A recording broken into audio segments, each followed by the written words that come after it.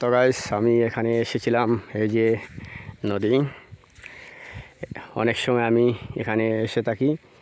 তো এই কয়েকদিন ধরে আর আসতে পারলাম না।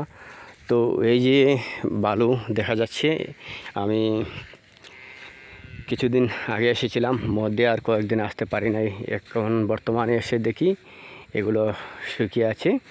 তো বর্তমানে এদিকে আর বৃষ্টি নেই। আর এই যে নদী দেখতে পাচ্ছেন, এটা হচ্ছে পাহাড়ি নদী। তো এখানে যদি বৃষ্টি কম হয় তাহলে আর তাড়াতাড়ি জল না নেমে যায়। তো অনেক বড় নদী, এই যে দেখতে পাচ্ছেন নদীর ওই পাড়টা। আর আমি বর্তমানে নদীর মধ্যের অংশে আছি, এখানে বালুচর। তো জল শুকিয়ে গেছে, বেশি দিন হয়নি। এই যে এই জায়গার মধ্যে পানি ছিল। আর এখানে অনেক লোকজন এসে থাকে প্রায়, আর আমিও প্রায় এসে থাকি। খুবই ভালো লাগে এখানে, হাওয়াও খুবই ভালো লাগে। তো আমি নদীর ওই দিকে যাবো, সামনের দিকে। দেখা যাক, খুবই ভালো লাগছে এখানে।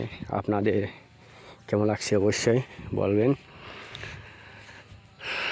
তো গাইস, এখানে বালু, শুধু বালুই বালু। আর তাই অল্প টাইম লাগছে। তো আমি যাওয়ার জন্য চেষ্টা করছি, আরও সামনের দিকে এগিয়ে যাচ্ছি। তো গাইস, আজ এত লোকজন দেখা যাচ্ছে না, কোনো এক সময় অনেক লোকজন দেখা যায়। আর বিশেষ করে ডিসেম্বর মাসে এদিকে অনেক লোকজন এসে থাকে। প্রায় লোকেরা এখানে পিকনিক করে থাকে। তো গাইস, এই যে নদী দেখতে পাচ্ছেন, এদিকটা খুবই সুন্দর লাগছে। আর বিশেষ করে বিকেলবেলা খুবই ভালো লাগে। আকাশের এই যে রংটা খুবই ভালো লাগছে। আর নদী ধীরে ধীরে শুকিয়ে যাচ্ছে, কারণ পাহাড়ি নদী, বৃষ্টি কম হলে তাড়াতাড়ি জল শুকিয়ে যায়। তো এদিকে দেখেন, এই যে 1-2 দিনের মধ্যে অনেক জল শুকিয়ে যাচ্ছে। আর এদিকে জল ছিল, শুকিয়ে গেছে। এই যে দেখেন, লোকেরা এখানে প্রায় আসে, ফটো, সেলফি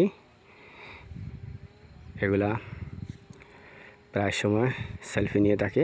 তো গাইস, কী বলবো আর আমি জলের মধ্যে আজকে আর যাব না, কোনো এক সময় জলের মধ্যে গিয়েও আপনাদেরকে শেয়ার করি। তো আজকে আর দেরি হয়ে গেল, বিকেলবেলা হয়ে গিয়েছে। তো অন্যদিন চেষ্টা করব আরও জলের মধ্যে গিয়ে ভিডিও করার জন্য। ওকে, বাই, ধন্যবাদ।